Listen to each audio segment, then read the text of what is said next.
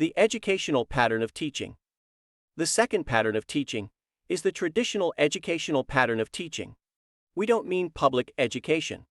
This pattern places an exclusive emphasis on the accumulation of skills and abilities and the lifelong effect of labels, such as trainable and educable.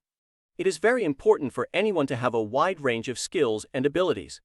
It is important to know things and to know how to use certain skills to develop, grow, and have a satisfying life. We need to learn how to do things, and we want to learn how to do things. This teaching pattern, however, says that to teach an individual, I must pour information or abilities from my head into yours. To make the task the most important part of teaching leads to an incorrect conclusion. The educational pattern of teaching ignores the sharing aspect of teaching. What is not acknowledged is the teacher is also growing and developing as a direct result of the contract. The relationship between the teacher and the learner becomes, I have something to give to you. You have nothing to give to me. I know. You do not know. The temptation is to value the person who knows a greater number of things over one who knows fewer things. Those common high-functioning and low-functioning labels. Concerns with the educational pattern of teaching.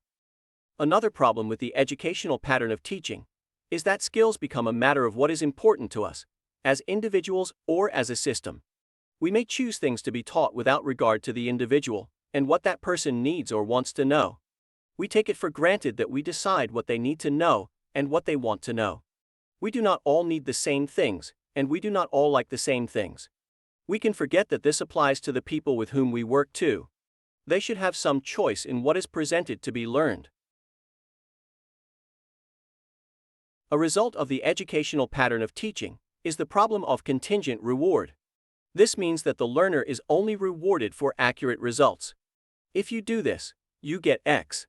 The implication is the only way to get X is by doing this task. This also makes possession of X a valued asset. If you have X, you must be good and powerful.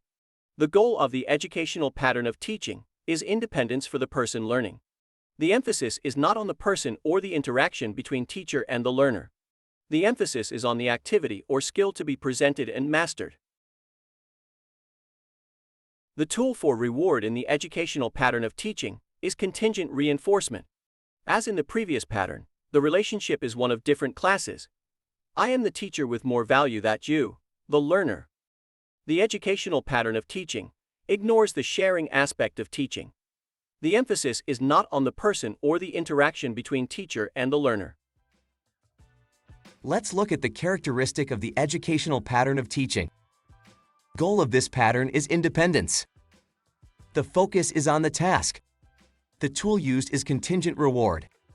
The predictable sequence is dependence leads to isolation. The relationship is teacher to learner. The possible problem is cold, distant, and isolated.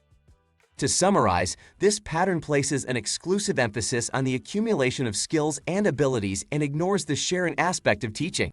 The learner is only rewarded for accurate results.